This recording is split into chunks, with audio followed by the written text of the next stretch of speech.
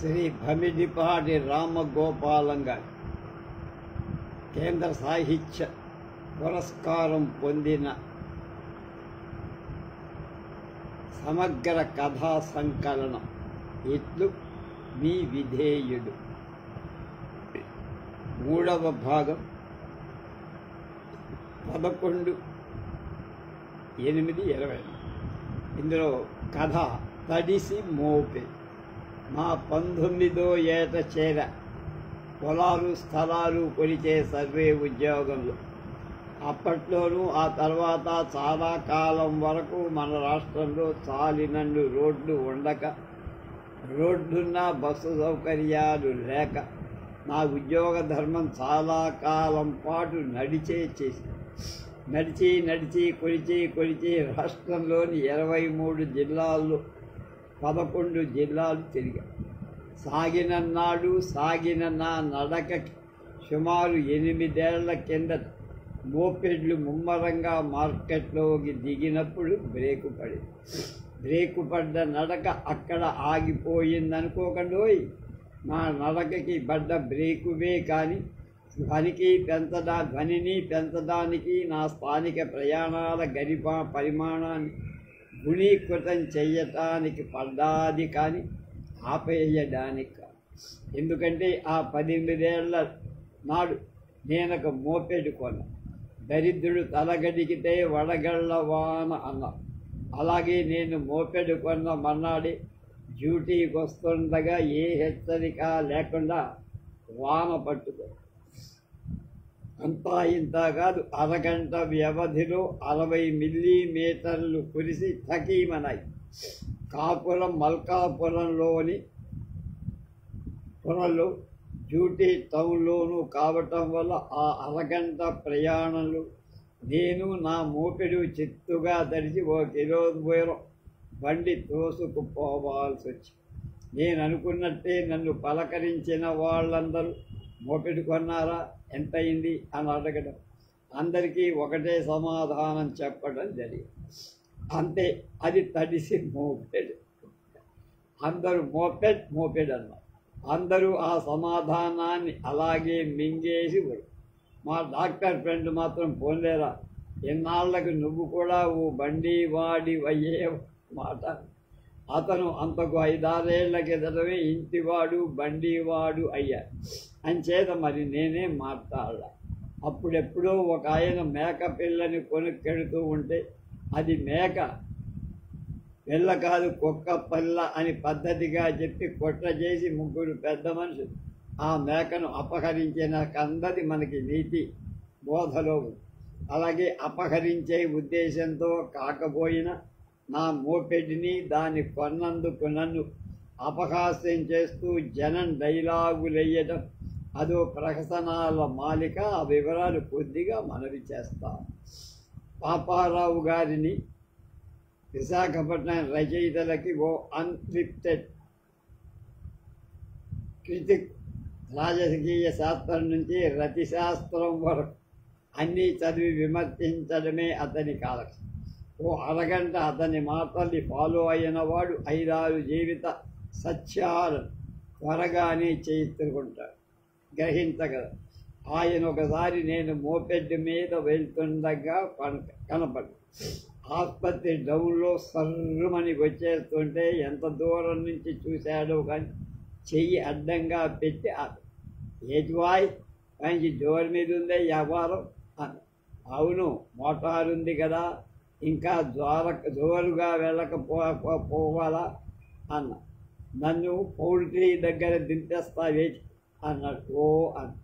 వెనకాతలు కూర్చోమని సూచన చేసి అతను నా వైపు, నా బండి వైపు పరీక్షగా చూసి, లాభం లేదు గురు, ఇది మనకి కాయదు, ఈయన గుండె చిన్నది, సీటు చిన్నది, ఇలాంటిది కొన్నావేంటి గురు, ఆగినన్నాళ్ళు ఆగినావు కదా, కొంచెం పెద్దది కొనలేకపోయావా అనేసారు. మరో మాట మా బావమరిది కూతురు వరలక్ష్మి ఇంటరో ఏదో చదువుతూ ఉండేది. అప్పటి దొండపట్టి బస్టాండ్ దగ్గర మావయ్యోయ్ అని పెద్ద కేకేసి, ఏంటి మావయ్య బుద్ధిగా అటు ఇటు చూడకుండా వెళ్ళిపోతున్నావు, ఎవరైనా ఇష్టమని అడుగుతారని భయమైనా ఇదంతా. అలా కాదే మనకోళ్ళ, మా ఊళ్ళో మోటార్ల వాళ్ళు రోడ్డు మీద ట్రాఫిక్ సిగ్నల్స్ మీద తప్ప మరెక్కడా దృష్టి పెట్టుకోకూడదు. 50 గజాలకు స్పీడ్ బ్రేకరు, 15 గజాలకు గొయ్యి. మనుషుల వైపు చూస్తూ పోతే గోతులో పట్టం ఖాయం. అందుకని అయితే నీ మూషక వాహనం మీద నన్ను ఎక్కనియ్యవా అంది. ఎక్కడ దించమంటావు అన్న. జగదంబ సెంటర్లో దింపి మా అయ్య, అక్కడి నుంచి కాలేజీకి బస్సులో వెళ్ళిపోతా. 1కి 2 ప్రాణాలు కదా అని, అందులోనూ ఆడపిల్ల కదా అని జాగ్రత్తగా వెళుతున్నా ఆ పిల్లకి ఆ స్పీడ్ నచ్చకపోతే గేరు మార్చు, స్పీడ్ పెంచు అని పాత వరుసలో కాకపోయినా మాట వరుసకైనా ఆ మాట చెప్పొచ్చుగా. డాబా గార్డెన్ స్టాప్కి జగదంబ ఫంక్షన్కి మధ్య తనెక్కాల్సిన బస్సు మమ్మల్ని దాటుకు వెళ్ళిపోయి నేను స్లోగా వెళ్ళే బండి కొన్నానని విసుక్కుంటూ విశ్వనాథం విగ్రహం దగ్గర బండి ఆపించి దిగి వెళ్ళిపోయి ఆ వేళ నుంచి నాకు కనిపించేది ఎదిగిందనుకుంటా. రోజు మల్కాపురం నుంచి ఆఫీసుకు వచ్చేటప్పుడు రైమని 40 కిలోమీటర్ల స్పీడులో వస్తూ నా బండికే మన ధీమాగా పట్టడం మొదలుపెట్టి ఓ రోజు అలా వస్తూ డైడాక్కి కొంచెం దక్షిణంలో ఒక చోట 3.5 హార్స్ పవర్ బండినొకటి దాన్ని దాటేశాను కూడా. ఆ బండి మీద తెల్లటి యూనిఫారం వేసుకున్న ఆఫీసర్ ఒక ఆయన వస్తారు. ఆ బండికి కూడా తెల్ల రంగే వేశారు. వెనకాల ఒక ఆడకూల తెల్లటి పిల్ల కూర్చొని. ఇంక ఉంటే నాకేం, నేను నా బండితో ఆ బండిని దాటేశానన్న తేట తెల్లబై. అయితే అతను అలా ఊరుకోదా. ఒక నిమిషం గడిచేలోపల డుబ్బులాడుకుంటూ నా గుడి పక్కగా వచ్చి, మిస్టర్ ఓ క్షణం ఆగుతావా, నీతో మాట్లాడాలి ఇంగ్లీష్. నాకు కొంచెం భయం.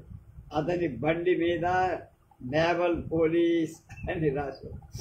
ఎక్కువ స్పీడ్లో వస్తున్నారని నా మీదైనా కేసు పెట్టమని సివిల్ పోలీస్కి సలహా ఇచ్చేస్తాడేమో అని నాయనవు అనుకో. కానీ అంతలోనే ధైర్యం తెచ్చుకున్న నా బండి యాక్సిలరేటర్ సరిపే కానీ గేరు బండి కాదు. ఎంత పీక్కున్నా 40 దాటు. అంతో పెద్ద స్పీడు కాదు. అంచేత ఓ షూర్ అని నా బండిని పక్క తీసి ఆపా. ఎందుకైనా మంచిదని కిందికి దిగి నిలబడి స్టాండ్ కూడా అతను నా బండిని దాటుకు వెళ్ళి అక్కడ తన బండి ఆపి ముందు ఆ అమ్మాయిని దిగమని, తర్వాత తను దిగి స్టాండ్ వేసి నా దగ్గర పెట్టి, ఎన్నాళ్ళైంది ఈ బండి కొని? 2 నెలలు. బండి హ్యాండిలు బ్రేకులు అవి పట్టుకొని చూశాను. ఓసారి స్టార్ట్ చేశారు. కళ్ళెగరేసి బనిపోతున్నట్టుండే అన్న. పర్వాలేదు అన్న జాగ్రత్త, భయం నాస్తి ధోరణులు. అదే నేను అనుకుంటున్నాను అని ఆ అమ్మాయిని రమ్మని సంజ్ఞ చేసి ఆవిడ రాగానే, చూసావా నేను చెప్పలా అన్న. నా వైపు తిరిగి, మా ఆవిడకి ఇలాంటిదొకటి కొందామని ఉద్దేశం, నీ సలహా ఏమిటి అన్న. నా భయం పోయింది. కానీ ఏదో వికారం ముఖం పెట్టి, తప్పకుండాను ఇక నేను వెళ్ళొచ్చా అని బండిస్తాను. జీవితాన్ని గురించి సూక్ష్మంగా మోక్షంగా వ్యాఖ్యానం చెయ్యమని ఓ తత్వవేత్తని అడిగితే ఆయన చెప్పాడు, జీవితం అనేది మాట వరసకి నువ్వు నీ మిత్రుడు కాఫీ హోటల్కి వెళ్ళి చెరొక రవ్వ దోశ ఆర్డర్ ఇవ్వటం లాంటిదని చెప్పచ్చు. సర్వర్కి మీ ఇద్దరికి విభేదాలు కల్పించాలన్న తలంపు లేదు. దోశ వేసేవాడు మిమ్మల్ని అసలు చూడలేదు. కానీ చివరికి ఏమైంది? నీ మిత్రుడికి ఎదురుగా ఉంచిన ప్లేట్లో దోశ కొంచెం పెద్దది, మరొక ఛాయ ఎర్రగా కాలింది అనిపిస్తుంది అంతే. కనుక లేదని ఏడితే ఓ కన్ను పోతుంది, ఇంకొకడికి ఉందని ఏడితే 2వ కన్ను పోతుందని ఒక తత్వవేత్త చెప్పాడు కదా. అయినా ప్రపంచమంతా రెలివిటీ తీర మీద, అంటే సాపేక్షం మీదనే నడుస్తోందని నా ఉద్యోగం కన్నా నా అర్హతే ఉన్న సూర్యారావుకి వచ్చిన ఉద్యోగం మంచిదేమో. నాకు ఇచ్చిన క్వార్టర్స్ కన్నా నా వేజ్ గ్రూపులో ఉన్న కృష్ణారావుకి ఇచ్చిన క్వార్టర్స్ ఆరోగ్యంగా ఉన్నాయి. ఇంకా కొంచెం లోతుకు పెడితే మా ఆవిడ కన్నా మా మోహన్ రావు గారి పెళ్ళం అందమైందే. మా పిల్లల కన్నా గోవిందరావు పిల్లలు స్మార్ట్గా ఉంటారు. నాకు తెలుసు మీరు చాలామంది ఇలా ఆలోచించరు. ఎవరికి ఎలా రాసి పెట్టుకుంటే అలా అని సంతృప్తపడి జీవితాన్ని గొప్ప కంటెంట్మెంట్తో అనుభవిస్తారని నాకు తెలుసు. కానీ నా దౌర్భాగ్యం ఏమిటో సంతృప్తి అన్న అసలు లేకుండా రోడ్డు మీద నా మోపెడు తోలుకుంటూ వెళ్తానా. మిగిలిన మోటారు వాహనాలు దేన్ని చూసినా నాకు చిరాకి అసలు. కానీ నాకు హ్యాండ్స్ పవర్ బండి కదా, అది సగం హార్స్ పవర్, హాఫ్ హార్స్. ఆఫీసులో నా రూములో నాతో కలిసి పనిచేసేటువంటి మిగతా నలుగురికి 1.5 హార్స్ పవర్ బళ్ళు.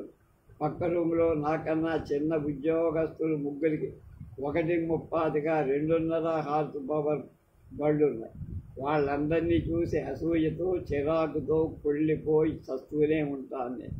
మా ఆఫీసులో మిగిలిన వాళ్ళలో చాలామంది కొన్నవి మోపెడ్లే, అయినా అవన్నీ ఇంకేవేవో కంపెనీ తడిసి మోపెట్లు కావు, తడబని మోపెట్లేమో అన్నది నా బండి కన్నా ఏదైనా నయమేమో అని అనిపిస్తుంది అస్తమా.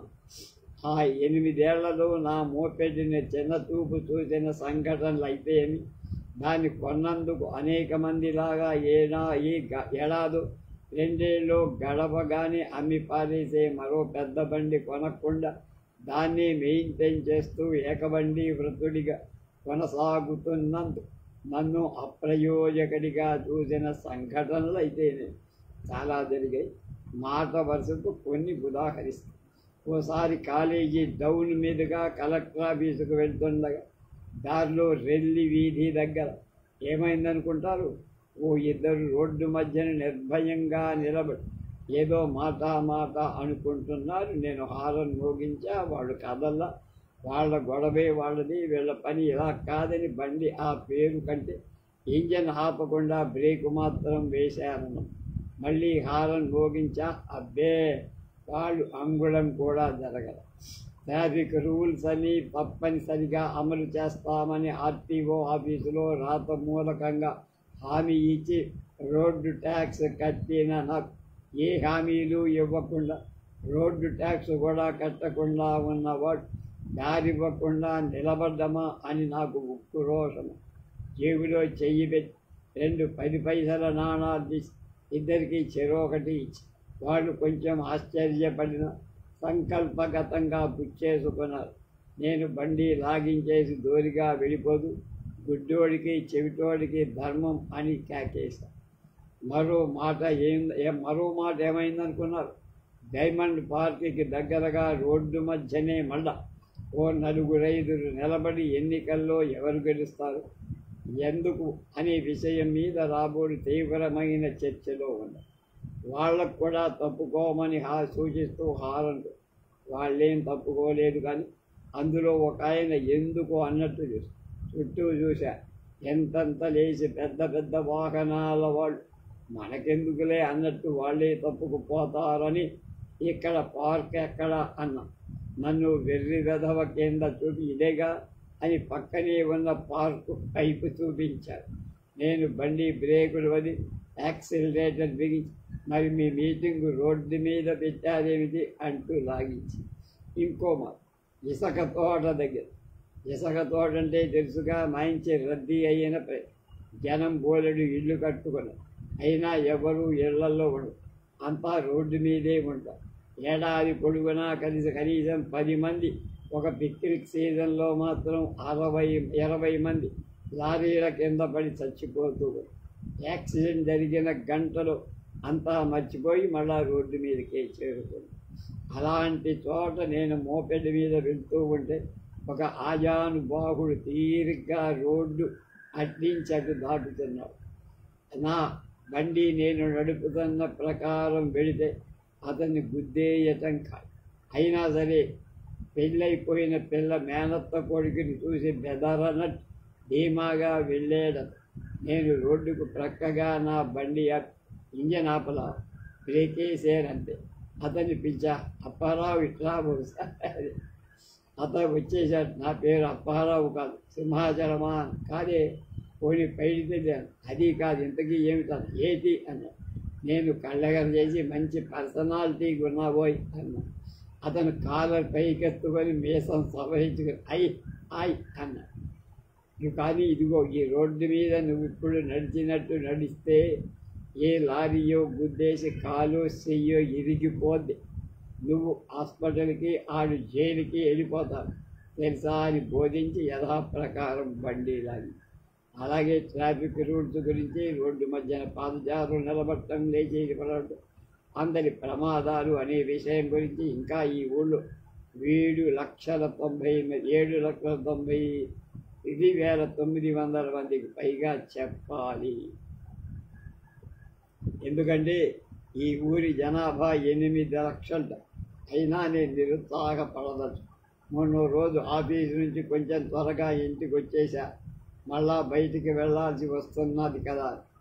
ఆ మోపెడ్ ఇంట్లోకి తెచ్చి కూడా రోడ్డు వారిని ఉంచేసాను.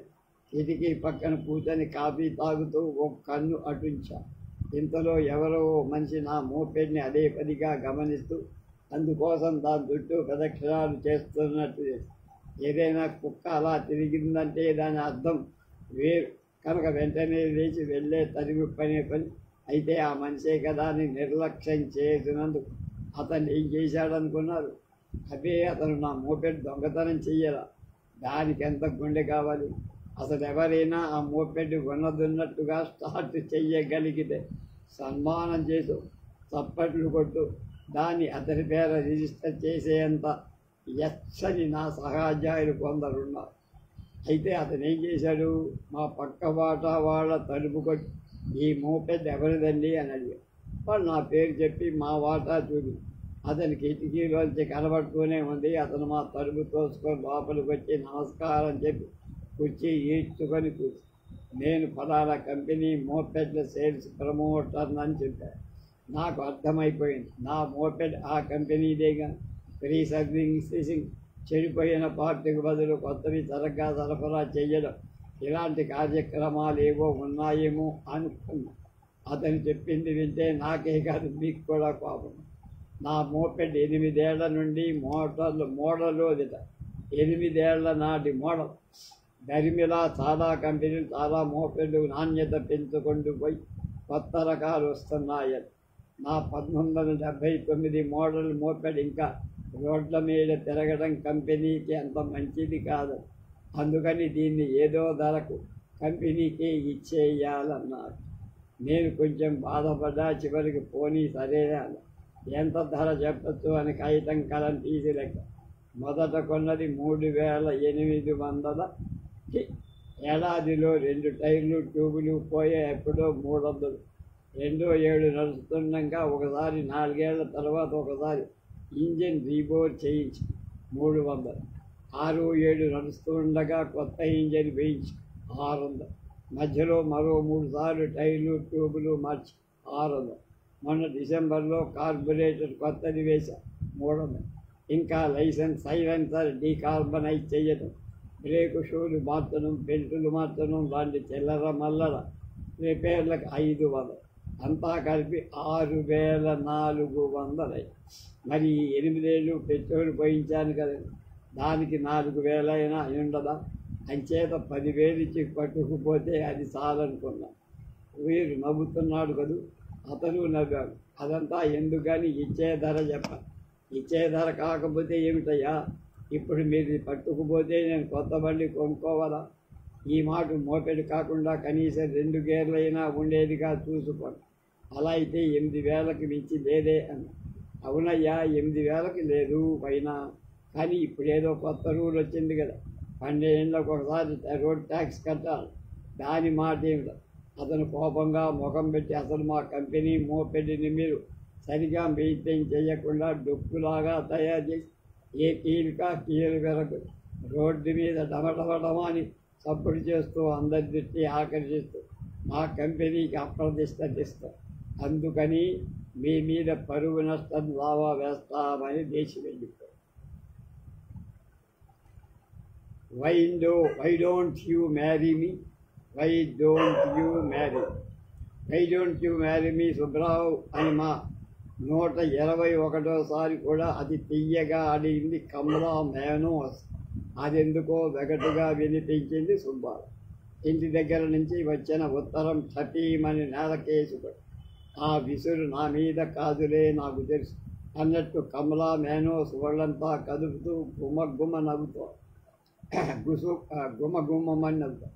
ఆ క్షణంలో సుబ్బారావు మీద ఆ బాధ్యత పడి తను ఉత్తరం నేలకేసి కొట్టడం, ఆమె మీద విసుక్కోవడం అనుకుంటుందేమో అని ముఖం మీద చిరునవ్వు పోసుకొని, ప్లీజ్ ఒక్క నిమిషం కూర్చో, రేడియో పెట్టుకోవాలంటే అని చెప్పేసి లోపలికి వెళ్ళి, బాగానే ఉంటుంది కమలా మేనోస్, మలయాళం, ఆడది మలయాళది, బహు కళలు తెలిసిన జానకి, కట్టినట్టు కట్టకుండా, పెట్టినట్లు దొట్లు పెట్టకుండా, చుట్టినట్టు దుడుముడి వెయ్యకుండా, ఆఖరికి అల్లరైన సరే చేసిన పద్ధతిలో రెండవ సూటు మాట చెయ్యకుండా చలాకీగా తిరిగేస్తూ, why don't you marry me, why don't you me, అమ్మ బాబు. క్రమంగా ఈ మధ్య నన్నే పెళ్ళాడబోయి నరసింహ అనే పాడినట్టు దండయాత్ర ప్రారంభించిన మొదట్లో, what Subrao, you are 29, why don't you marry somebody అని అడిగారు. 29 మీద పడ్డ ప్రతి మొగాన్ని నువ్వింకా పెళ్ళాడవేమో అని నిలదీసి అడిగే అంతంత ఆడవాళ్ళు కలకత్తాలోనే కాదు, కాకినాడలో కూడా కావలసినంతమంది కనపడతారు. అంత చేదుండదు. ఉగాది పచ్చడిలో ఉన్నట్టు తగుమాత్రం వగరు తీపి ఉంటుంది. అందులోంచి తగిన సరసోక్తి ఉంటుంది. అయ్యో, ఇప్పటిదాకా పెళ్లి చేసుకోకుండా పెళ్ళి కాకుండా ఉండిపోయాని దుఃఖం, విసుగు రెండూ మర్చిపోవడానికి అందులో చిన్న చిన్న హోమియోపతి మాత్రలంటే హాస్యం డోసులు. కానీ ఈ మలయాళది బేకర్ కంపెనీల అసిస్టెంట్ సెక్రటరీ క్యాలికట్లో పుట్టి కలకత్తాలో పెరిగిపోతున్న ఈ కమలా మేనోస్ మాటలకి కాకినాడ కలంకుల మాటలోని కమదలం ఎలా వస్తుంది? 2 ఏళ్ల కిందట ఆమె నోటంట ఆ ప్రశ్న ఎంత వెగటు కలిగించిందో ఇప్పుడు అంతే వెగటు కనిపిస్తుంది. ఆ మాట దానితో చెప్పేస్తే బాగుండు అనిపిస్తుంది. కానీ ప్రెషర్ స్టవ్ వెలిగించి నీళ్లు పడేశాడు సుబ్బారావు. కాళ్ళు చేతులు కడిగేసుకొని మళ్ళీ గదిలోకి వచ్చేటప్పటికి కమలా మేనోస్ చక్కగా మంచం మీద తలగడా నిలువుగా పెట్టుకొని సుఖంగా పడుకొని న్యూస్ పేపర్ చదువుతుంది. తన అతగాడిగా కానీ, please I don't want that wretched tick mister Subrao అంది ముద్దుగా. కమలా మేనోస్ ముద్దుగా మాట్లాడినా కూడా సుబ్బారావుకి బెట్టుగా సుబ్రావ్ అంటుంది. సుబ్బారావు అనుకో, రావ్ అంటుంది. అతను నోరు మూసుకొని నమస్కారం పెట్టేస్తాడు. తనని కమలా మేనోడు అనద్దు, కమలా మేనోవు అనమంటుంది. కమలా అనమంట అట్టే మాట్లాడితే కొమ్మలా అనుకుంటుంది కదా. నేనేమీ చిన్నపిల్లవాడిని కాదు. కమలా ఏమిటి ముద్దుల పేరు పెట్టి పిలవడాలు అన్నాడు కదా.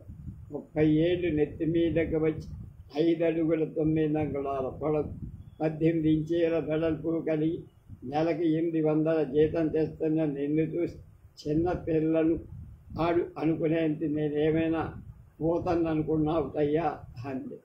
టీ కాదు, కాఫీయే పెట్టుకుందాం అన్నాడు. కాఫీయే పెట్టుకుందామని వెక్కిరించి మళ్ళీ ఒళ్ళంతా కుదుపుకుంటూ గుసగుసమని నవ్వుకుంది కమల.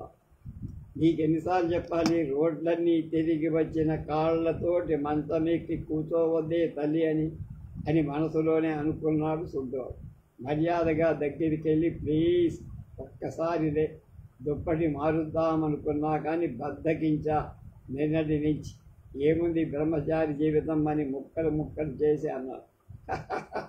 The question and the answer అంటూ మళ్ళీ నవ్వింది. ఇంతే అని దీని మీద దృష్టి నాకు ఎప్పుడు పడ్డాదు, అప్పుడే నా పని అయిపోయిందని నిరుత్సాహపడ్డా. మొట్టమొదటిసారి ఆమెను నారాయణ గోస్వామి ఇంట్రడ్యూస్ చేసినప్పుడు అసిస్టెంట్ సెక్రటరీ కదా, బొత్తిగా క్లర్కో టైపిస్టో కాదు కదా, మాట్లాడితే తప్పేమిటని తనే చొరవగా అన్నారు. అదే ఆకర్షణని పూసుకున్నట్టయి రోజు కలుసుకోవడం, మాట్లాడుకోవడం అలవాటయ్యేసరికి ఆమె 2-3 రోజులు కనబడి మాట్లాడకపోతే గిలగిలాడిపోయారు. ఆ రోజు రాత్రి సెకండ్ షో సినిమా నుంచి ట్యాక్సీ దొరక్క అవస్థపడుతున్న ఆమె తన దయ తెలిసి తన ట్యాక్సీలో డ్రాప్ చెయ్యకపోతే ఈ కథ ఇంత దూరం రానే రాకపో. 4వ రోజు నుంచి పోవాయి, మీ సెక్షన్ వేరు నాది వేరు అని వేరుగానే ఉండిపోయేవా. ఇప్పుడు ఎన్ని అన్ని అలవాటైపోయాయని ఇళ్ళకి పిచ్చుకోవడాలు, కాఫీలు ఇవ్వడాలు, అందరికీ ఇంటర్వ్యూ చేసుకోవడాలు, పబ్లిసిటీ క్యాంపెయిన్ల కలిసి తిరగడాలు, చివరికి రాత్రి అయిపోతే ఒకళ్ళనొకళ్ళు ఇళ్ళకి దిగబెట్టుకోవడాలు ఇంతవరకు వచ్చింది కదా. ఇది ఎంతవరకు రాకపోతుందా అని కమలా మేనోస్ అంచనా. ఏమిటో ఉత్తరం ఎవరు రాశారు సుబ్రావు అని కట్టుకున్న పెళ్ళాం కంటే త్వరగా అడిగింది కాఫీ సుతారంగా చెప్పేస్తూ. ఎవరోలే, మా అమ్మ నాన్న రాశారు. అందులో నేను అనుకున్నది ఏం లేదు అన్న ఆశాభంగాన్ని ముఖంలో తెలియనివ్వకుండా చెయ్యాలని సుబ్బారావు తాపత్రయం అంతా వృధాయింది. డబ్బు పంపమని రాస్తే నీకెంత కోపం రాదే. క్రమంగా కమలా మేనోస్ తన సొంత సంస్థలన్నింటిలో దూరిపోతాడు. డబ్బు పంపమని రాస్తే కోపం రాదని తెలిసిపోయింది.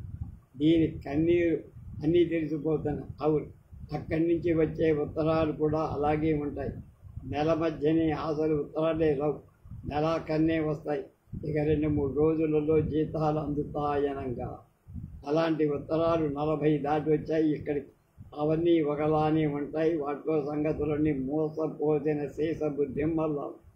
నెలాఖని ఇంటి దగ్గర నుంచి ఉత్తరం వచ్చిందంటే అది విప్పి చూసుకోవడం అనవసరం అనిపిస్తుంది. అసలు కొన్ని ఉత్తరాలు విప్పేవి రానే రావు, కార్డులు రాయకని నాన్న అంటే పిచ్చాలా. అక్కడ తెలుగు వచ్చిన వాళ్ళ కంటపడకుండా ఎర్ర డబ్బీలో స్వయంగా నేనే వేస్తున్నాను కదా.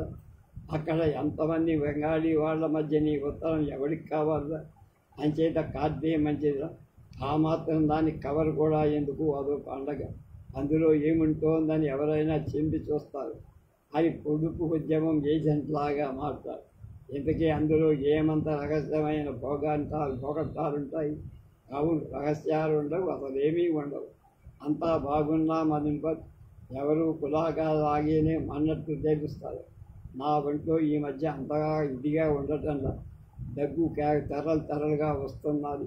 మీ అమ్మకి బ్లడ్ ప్రెషర్ అటాక్ ఈ నెలలో 2 సార్లు వచ్చింది. చిన్నిగాడు మొన్న ఫుట్బాల్ ఆడుతూ పడ్డాడు. మోచేతి బెణుకుకు తెక్కుకొని పెద్ద పుండయి. చెల్లెళ్ళిద్దరికీ పెళ్లి సంబంధాలు వస్తూనే చూస్తున్నాం. ఈ నెలలో 3 పెళ్లి కొడుకులు వసంతం చూడటానికి వచ్చారు. 3 అది నచ్చినట్టే కానీ అందులో ఒకరి అంతస్తుకైనా మనం తూగేట్లేవు. ఎలాగో ఉంటాయి క్షేమ సమాజం. చివరి వాక్యం మాత్రం డబ్బు ఎంత పంపాలో స్పష్టంగా ఉంది. ఎంత త్వరగా అయితే అంత మంచిదని ప్రాధేయపూర్వకంగా ఆజ్ఞాపం. 66 ఏట కలకత్తాలో అడుగు పెట్టాడు తను. 26 ఈ ఉద్యోగం కోసం కాకినాడలో ఉన్నంతకాలం అక్కడ ఆఖరికి స్టేట్ గవర్నమెంట్లో కూడా ఉద్యోగం దొరకడం. దొరికి ఉంటే అక్కడే వాళ్లతో పాటు ఉండేవాడు. ఈ ఉత్తరాల బాధ, ఈ దిక్కుమాల వాడిలా ఉండడం బాధ, ఈ కమలా మేనోస్ పరామర్శ బాధ తప్పిపోయాడు. ఎక్కడో యువతనో చూసి తను కట్టుకునేవాడు. చెల్లెళ్ళకి దక్షతగా చూసేవాడు. అప్పటి నుంచి తొందరేమటిని ఇప్పటి వరకు తనే నిర్లక్ష్యం చేశాడు. ఇప్పుడు సంగతంతా వేరు. అతడు ఇప్పుడు తనెలా ఉన్నాడు, వేళకి అన్నమైనా తింటున్నాడు లేదో, బట్టలెవరిస్తున్నారు, పక్కవరిస్తున్నారు, తలనొప్పి వస్తే అమృతాంజనం ఎవరు రాస్తున్నారు, కష్టసుఖం కలిగిన ఎవరితో పంచుకుంటున్నాడు. అందమైన ఈ నగరంలో తిరిగినప్పుడు సుందరమైన దృశ్యం ఏదైనా కనబడి తనలో విఫలమై భావోద్వేగం కలిగినప్పుడు దానికి బయటికి వెళ్ళే మార్గం ఎవరు చూపిస్తున్నారు? ఇవేవి తన వాళ్ళు పలకరించి పరామర్శించ. అసలు ఇంటికి వెళ్ళి 2 ఏళ్ళు. నిజమే, 2 ఏళ్ల క్రితం ఇంటికి వెళ్ళినప్పుడు తల్లి 4-5 సార్లు హెచ్చరింది. అబ్బాయి, 2 నెలలు సెలవు పొడిగించున్నాయన, సంబంధాలు దొరుకుతాయి, నెలలలో ముహూర్తాలు కుదురుతాయి, ఏకంగా కోడల్ని వెంట పెట్టుకునే వెళ్ళిపోదు కానీ అంటూనే తల్లి మాట నిజమే కుదిరిపోయేది, జరిగిపోయేది. ఆ వేళ రాత్రి వెళ్ళడంతో వచ్చింది పొరపాటు. అన్నాడు పిఠాపురం వెళ్ళి శ్రీధర్రావు చెల్లెలు పద్మజని చూడాలని, మీ చెల్లెని నాకిచ్చి పెళ్లి చేయబోయని, శ్రీధర్రావు జరగాలని, నన్ను చేసుకో పద్మజ అని ఆమెను అడగాలని తీయగా రహస్యంగా ప్రోగ్రాం వేసి ఆ ఉత్సాహంలో అలా అలా 4 వీధులు తిరిగి అక్కడి నుంచి సినిమాకి వెళితే పక్క సీట్లో పద్మజ ఎంతో సంతోషంగా ఉంది. నింది వాళ్ళ ఇక్కడ చూసినందుకని పలకరించి తనకు కూడా ఆ నిమిషంలో అంత సగం సేపు అలాగే ఉంది. తర్వాత వాక్యంలో అగ్నిపర్వతాలు పేలుతూ నెత్తి మీద పడి, ఎటు చూసావా, ఈయన విద్యాసాగర్, ఎంఏ ఇక్కడే లెక్చరర్, మా శ్రీవారు, మా స్నేహం వయస్సు ఇవాళకి 41 రోజు. మీరిద్దరూ కలుసుకోండి అంటూ అందంగా నిండుగా నది ఇద్దరి చేతులు 41వ రోజుకే రోజులు లెక్క పెట్టుకుందా అనగా వచ్చిందా అన్న జోకు తన నోట్లో ఇంకా యువతలకి రాల. తెల్లటి సినిమా స్కోపు తీరా నల్లగా పైన కంఫర్టబుల్గా వెలుగుతున్న డిమ్ లైటు, నల్లగా పక్కన కూర్చొని అందంగా నవ్వుతున్న పద్మజ పరువరస నల్లగా అందులేని భవిష్యత్తుగా నల్లగా తనను చూసి వెక్కిరిస్తున్నట్టు. ఆ అపరిస్థితికి విరుగుడేమో తప్పుడు అర్థం కాదు. అంతే, ఇక పిఠాపురం లేదు, పిల్లల మర్రి లేదు. మర్నాటికే మెడ్రాస్ మెయిల్ ఎక్కేశాడు. తల్లి ఒకప్పుడు ఇప్పుడు కమలా మనోజ్ తప్ప ఎవరూ ఎరు. Why don't you marry beautiful lady అని కమలా మేనోస్ అది నవ్వుతో పలకరిస్తోంది, హాస్యమాడుతోంది. బజార్లకి, బట్టల కొట్టకి, సినిమాలకి, చెల్లెలకి అన్నికీ తీస్తోంది. అయినా బద్ధకం నువ్వే పెట్టు బాబు అని ఉయ్యారం కురిపించి ఇందులో శృంగారం కనబడాలంటే చాలా కాన్ఫిడెన్సెన్షన్ అవసరం. కాన్ఫిడెన్స్ అన్నారు. న్యూస్ పేపర్ చదువుతూ కాఫీ తాగుతూ ఉన్న కమలా మేనోస్ హఠాత్తుగా 2 ఆపేసి లేచి కూర్చుంది. ఒక అడ్వర్టైజ్మెంట్ మీద వేలు పెట్టి, దీన్ని నేను అప్లై చేస్తానంది. గబగబా పెన్ను నోట్బుక్ తీసుకుంది, వివరాలు రాసుకుంది, మరోసారి రాసింది. పేపర్లో ఉన్నది టైపార్ చేసి చూసుకొని పేపర్లో 2 సార్లు టిక్ కొట్టింది. దొంగముండ దీనికి ఇంకా ఆశ తీర్ల. బేకర్ మందుల కంపెనీలో పని పాట లేకుండా షోక్గా వెనిటీ బ్యాగ్ ఆడించుకుంది. ఇటు అటు తిరిగినందుకు నెలకు 500 పట్టుకుపోతుంది. ఇంకా మంచి ఉద్యోగం కావాలంటా, ఇంకా ఎక్కువ జీతం సంపాదిద్దామని కాబోడి దీని ఎత్తు అని చిసుగ్గా అసూయిగా అనుకున్నాడు. So good night. సుబ్బరావన్ లేచింది. వెళ్ళు తల్లి, వేగరం వెళ్ళని మనసులో అనుకుని, నీకు వెళ్ళావని లేదు కానీ ఇంకా నేను ఆగమంటే మాత్రం ఆగుతావా? అదేదో ఉద్యోగాన్ని కూడా అప్లై చేస్తున్నావు, అది వస్తే మా కంపెనీకే గుడ్ బై కొట్టేసి వెళ్ళిపోతావన్న. లేచి నిలబడుతూ గుప్పమ్మని నవ్వుకుంటూ వెళ్ళిపోయి ఒళ్ళంతా కదుపుతూ అలా నవ్వుతుంటే కొంచెం చిరాగ్గానే ఉంటుంది, కానీ అప్పుడప్పుడు ఆ నవ్వులో కూడా కమలా మేనోడిని చూడాలని ఉంటుంది. సుబ్బారావు ఆ అడ్వర్టైజ్మెంట్ మరోసారి చూడు, అది నా ఒక్కదానికే కాదని చెలివిగా నవ్వుకుంటూ గది దాటి వెళ్ళి యథాలాపంగా అడ్వర్టైజ్మెంట్ చూశారు. అది ఓ కంపెనీ అయి అవుతుందో గెస్ట్ చేసి దొరకకుండా వేద్దామనుకున్నారు వారు. కానీ కొంచెం గట్టిగా ఆలోచిస్తే ఆ కంపెనీ వాళ్ళదే తెలిసిపోదు. చూస్తే లెంపకాయ కొట్టినట్టుగా హఠాత్తుగా ఇది ఒక వధువు కావాలి అని చక్కని రూపము, మంచి అలవాట్లు ఉన్న ఆయన ఉద్యోగం కల 28 ఏళ్ల మలయాళీ యువకుడు కలకత్తా కాపురం ఉండటానికి ఇష్టపడే సౌందర్యవతి అయిన మలయాళి కన్య కావాలి. వధువుకి ఇంగ్లీష్ బాగా రావాలి. వయస్సు 22 నుంచి 30 వరకు ఉండొచ్చు. త్వరగా ఫోటోతో దరఖాస్తు పెట్టి మళ్ళీ చదివాడు సుబ్బారావు. కమలా మేనోస్ గడుసు తనకు కావలసిన పని చక్కగా జరగకపోతే మాయోపాయంతోనైనా చేసేయచ్చు. దాంట్లో దానికి ఎప్పుడూ సందేహం లేదు. కానీ ఇన్నాళ్ళు నా మీద కన్నేసిందని భ్రమపడ్డాని పేరులో మలయాళీ యువకుడని కనబడేసరికి నిమిషమైనా నిలబడకుండా ఎగిరిపోయింది. దీన్ని నేను ఆకర్షించానని ఘోరంగా గోతిలో పడ్డా. అవును, 170 సార్లు why don't you marry me అని చచేసి అడిగితే కనీసం ఒక్కసారైనా కనీసం నన్ను ఆలోచించుకోవే అనైనా అన్నాడు. వేరు లేదు, మీ వేరు అన్నాడు. అదే కాస్మోపాలిటన్ సిటీ. మన కాస్మిక్ యుగంలో ఉన్న ఇంటర్నేషనల్ రిలేషన్స్ బలపడుతూ ఉంటే ఏమిటి ఎరుపు సంతులు లాంటి ఆలోచనలని దబాయించి తను ఎప్పుడూ దానికి ఆశ పుట్టించాల. అందుకే అది ఉండి దానికి కావాల్సిన వాడిని వెతుక్కుపోయి రేపు ఈ పాటికి వాడెవడో కనుక్కొని వాడికి వలపన్ని సొంతం చేసుకుంటుంది. దానిలో సందేహం. చేసుకొని పేడ వదిలిపోతుంది అనుకుంటానికి చాలా సేపటి ఒక క్షణం అలా అనుకునే మరుక్షణంలో ఏమిటో దాన్ని చెయ్యిదారేవో పోనివ్వడం పొరపాటేనేమో అని అనిపించి ఏమైనా సరే దీన్ని ఇంటర్నేషనల్ కబుర్లు చెప్పి చివరికి అది మలయాళీ వాణ్ణి వెతుక్కు వెళ్ళిపోయింది. దాంట్లో తను నేర్చుకోవాల్సిన పాఠం లేదా, ఏమీ లేదా?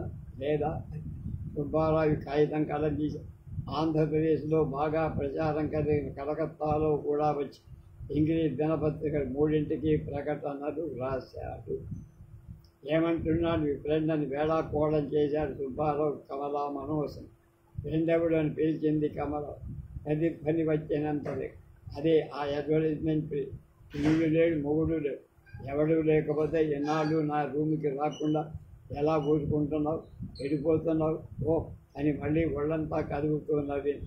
Jealousy my name is man, what a fall my dear country man అని రేపు సుబ్బారావుని లక్ష్య పెట్టకుండా ఇంటర్వ్యూకైనా రమ్మన్నాడా పోని అని భోగట్టా చేశాడు వెటకారంగా. ఆ ఇడియట్ వాడు రమ్మన్నా నేను వెళ్తాం, వాడెవడో సిఐఏట. మిస్టర్ సుబ్బారావు త్రివేంద్రం జిల్లాలో అంత దౌర్భాగ్యుడు పట్టలేదని మా డాడీ కామి. ఓ సుబ్బారావుకి ఇంకా తనివి తేల. శృంగభంగమైంది దొంగముండ. దీనికి ఇంతే కావాలనుకో. రూముకి తీసుకువెళ్ళటం, దీని చేత ఇంటర్నేషనల్ కాస్మోపాలిటన్ కాస్మిక్ కబుర్లు చెప్పి లెక్చర్ ఇప్పించి ఏం పిల్ల మరి మలయాళీ యువకుడని చదవగానే గజ్జల గుర్రంగా పారిపోయాబాయ్ అని వెక్కించాం. అప్పుడు తన కసి తీరు. మరుగుతే మా రూమ్కే రా, పార్టీ ఇస్తాను. మరైతే ఎందుకు పార్టీ? ఇంకా నయం, గండం గడిచినంత నువ్వు వెయ్యాల్సింది పార్టీ పద. అప్పుడు కానీ చెయ్యని పని నడి మీద చెయ్యేసి లాక్కుపోయా. తిన్నగా లోపలికి వెళ్ళి పోయి స్టవ్ వెలిగించి నీళ్లు పెట్టి అవతలికి వచ్చి నిలబడి ఉంటే లెటర్ సిరుకులోంచి పడ్డ వద్ద కవర్ని అటు ఇటు తిప్పి తనిఖీ చేస్తుంది కమలామన్. ఏమిటిది అన్నారు. చూడు అన్నట్టు కళ్ళలో మెరుగులు పెట్టి చేతికని. అది ఒక దినపత్రిక వాళ్ళు పంపిన కవర్.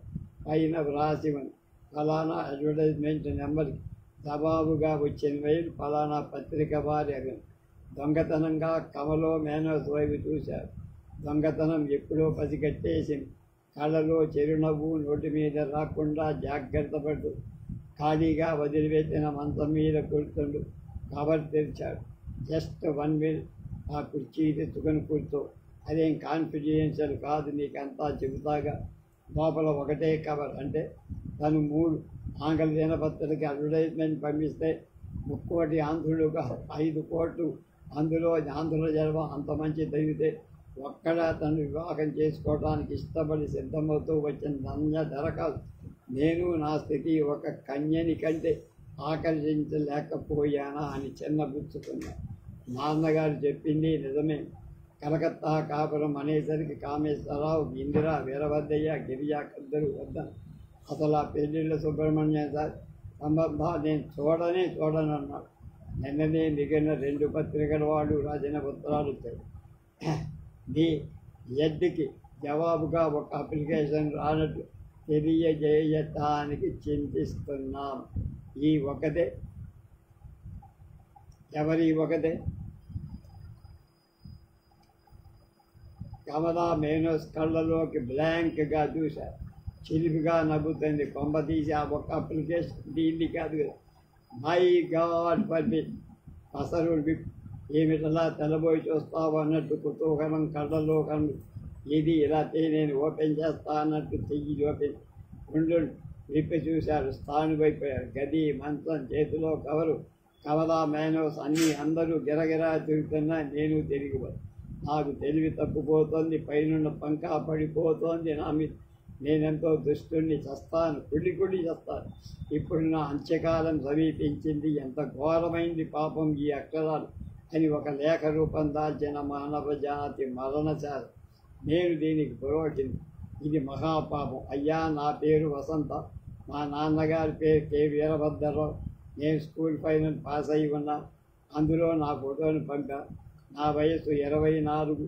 కట్నాలు ఇచ్చుకోలేక మా వాళ్ళు ఎన్నాళ్ళ వరకు నా పెళ్లి చెయ్యలేకపోయాను. నేను కలకత్తాలో కాపురం చెయ్యటానికి ఇష్టపడతా. ఇక్కడ మా అన్నయ్య పెద్ద ఉద్యోగంలో ఉన్నాడు. మా అన్నయ్య అలా మంచివాడు. నాకు చెల్లెలకి పెళ్ళి కాలేదని తన పెళ్లి వాయిదా వేసుకుంటున్నాడు. కింద అతడి అడ్రస్ కూడా రాశాను. తమరు త్వరగా సంప్రదింపులు జరిపితే మాకు నిరీక్షణ బాధ తప్పుతుంది. వై డోంట్ యు మేరీ మీ? కే. వసంత. ఎందుకలా వణికిపోతున్నా సుబ్రావు? కమలా మేనో కూర్చొని అడిగింది. జవాబు లేదు. లేచి నిలబడి అడిగింది. ఊహు, ఏదో ఎమోషనల్ షాక్ ఇచ్చినట్టు పూర్తిలో ఒళ్ళంతా చెమటలు పోస్తాను. ఫ్యాన్స్ పూర్తి స్పీడ్లో తిరిగినట్టు ఆన్ చేసింది. I have no tears to shed. ఏమిటి సుబ్రావు, నా పాపానికి నిష్కృతి లేదన్నాడు సుబ్బారావు. వాళ్ళకి నా మీద ఉండే సదభిప్రాయానికి నేను చేసే నిర్వాహకం మీద. అసలేమైంది సుబ్రావు, అందులో ఎందుకురా నువ్వు రాకపోయినా? చేతిలో ఫోటో ఉత్తరం పరుపు మీద పడేశా. మా చెల్లెల అప్లికేషన్. గొడుగుతూ 2 చేతులు ముఖం మీద కప్పుకొని. అప్లికేషన్ ఇంగ్లీష్లోనే ఉంటాయి.